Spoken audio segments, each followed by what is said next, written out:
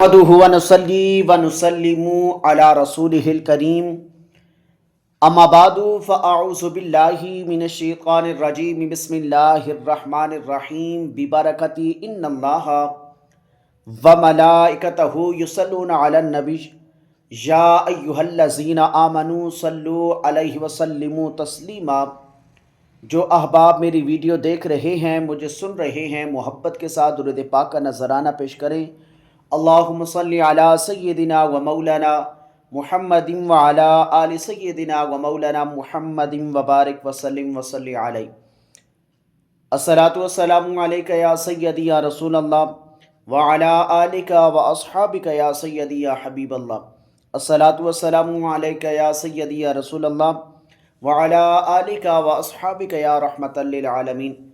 سب سے پہلے تمام احباب کو السلام علیکم ورحمۃ اللہ وبرکاتہ۔ آج کی اس ویڈیو میں قربانی کا جانور ذبح کرنے کا طریقہ کار کیا ہے اور پھر بخشش کا سبب کیا ہے، یہ بیان کرنا چاہوں گا۔ دعا کریں کہ اللہ رب العزت مجھے حق اور سچ بیان کرنے کی توفیق عطا فرمائے۔ میرے حضور علیہ الصلوۃ والسلام کے غلاموں، قربانی کا جانور ذبح کرنے کا طریقہ اور بخشش کا سبب، اس بارے میں حضرت سیدنا علی مرتضیٰ رضی اللہ تعالی عنہ سے روایت ہے۔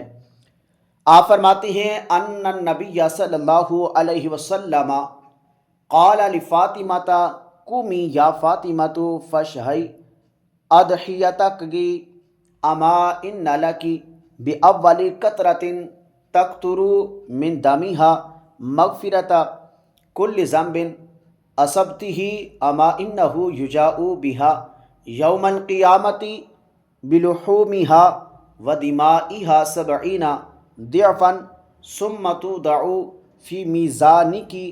قال ابو سعید الخدری ای رسول اللہ صلی اللہ علیہ وسلم اہذہ لآل محمد صلی اللہ علیہ وسلم خاصۃ فہم اہل لما خصوا به من خیر ام آل محمد وللناس عامۃ؟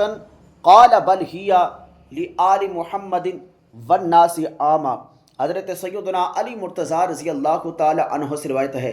آپ فرماتے ہیں کہ حضور علیہ الصلوۃ والسلام نے حضرت بی بی فاطمہ الزہرا رضی اللہ تعالی عنہ سے فرمایا کہ اے فاطمہ، کھڑی ہو جاؤ اور اپنی قربانی کے پاس حاضر ہو جاؤ۔ بے شک قربانی کے پہلے خون کے قطرے کے ساتھ تمہارے تمام پچھلے گناہوں کی مغفرت کر دی جائے گی۔ اور پھر حضور علیہ الصلوۃ والسلام نے ارشاد فرمایا کہ اے بیٹی فاطمہ سنو، قربانی کا جانور قیامت کے دن اپنے گوشت اور خون کے ساتھ لایا جائے گا اور اس کو 70 درجے بڑھا کر تیرے میزان میں وزن کیا جائے گا۔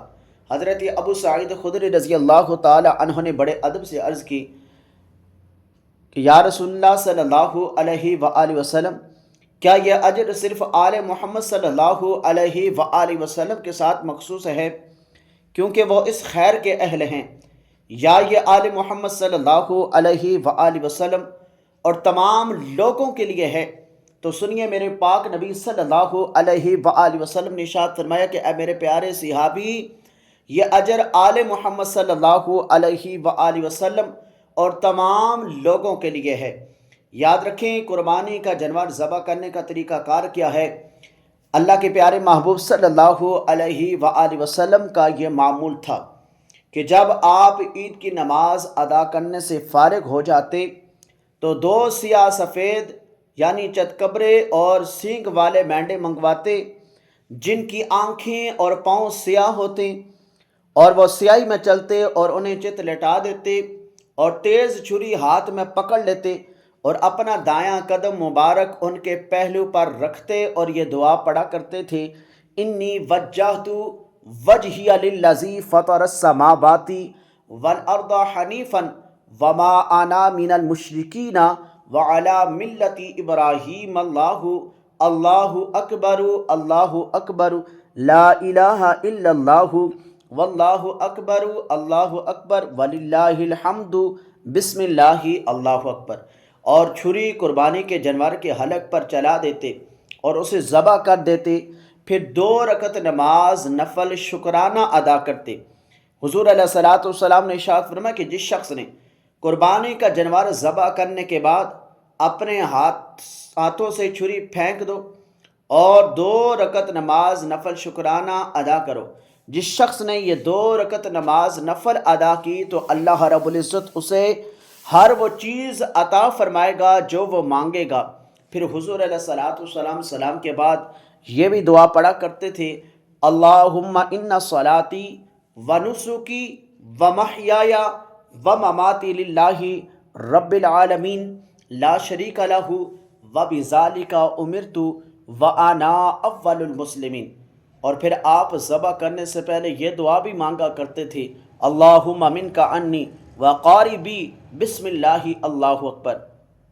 پھر قربانی کا جانور ذبح فرماتے تو یہ طریقہ تھا حضور علیہ الصلوۃ والسلام کا۔ دعا ہے کہ اللہ رب العزت ہم سب کو حضور علیہ الصلوۃ والسلام کے بتائے ہوئے طریقے کے مطابق اپنی اپنی قربانیاں رب کے ہاں پیش کرنے کی توفیق اور ہمت عطا فرمائے۔